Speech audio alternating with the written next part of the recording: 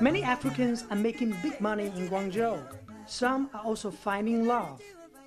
Nigerian businessman David and his wife Liang Xuexiao are among the growing number of Africans and Chinese people who have married in Guangzhou. David came to the city in 2008. Later, he learned to speak some Chinese. Today, he's married to a local and is raising a family.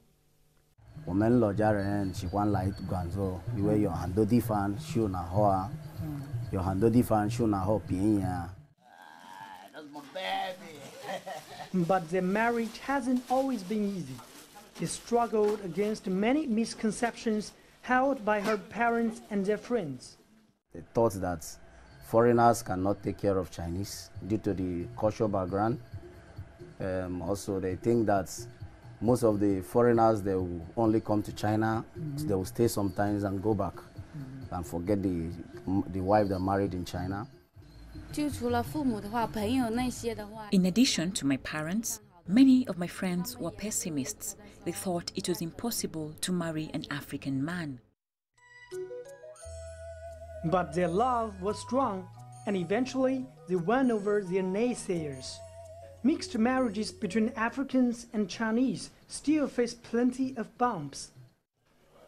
Ojuku Emma is one of the oldest Nigerians in Guangzhou. He said many Africans in Guangzhou have to renew their visas every few months. If the father is on short-term visa, the constant threat of separation is particularly difficult to swallow for most families.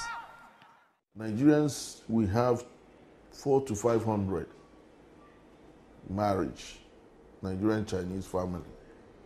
But a lot have been broken because of visa condition.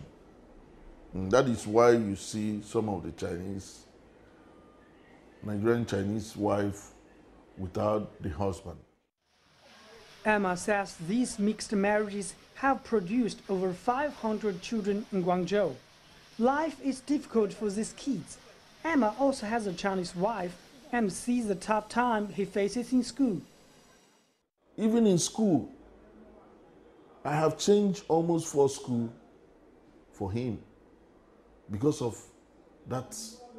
Sometimes he feels like when you take him to school, he feels so bored because he don't have friends. Wang Haige is a social worker at Dongfeng Community Service Center.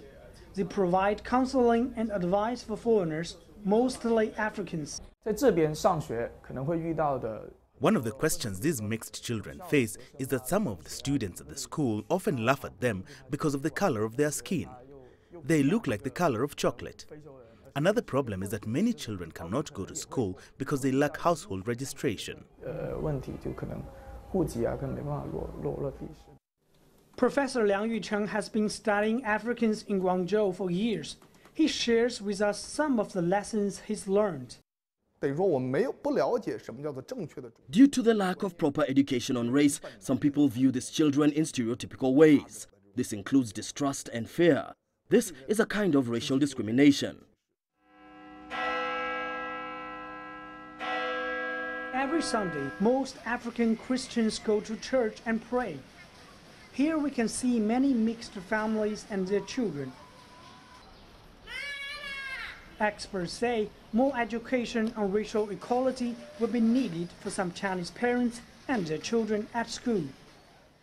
A growing number of African businessmen are planting roots and trying to fit in. Professional support for these individuals is inadequate. Social workers hope the Guangzhou authorities and local communities will do more to welcome these people who want to call China home. Wu Lei, CGTN, Guangzhou.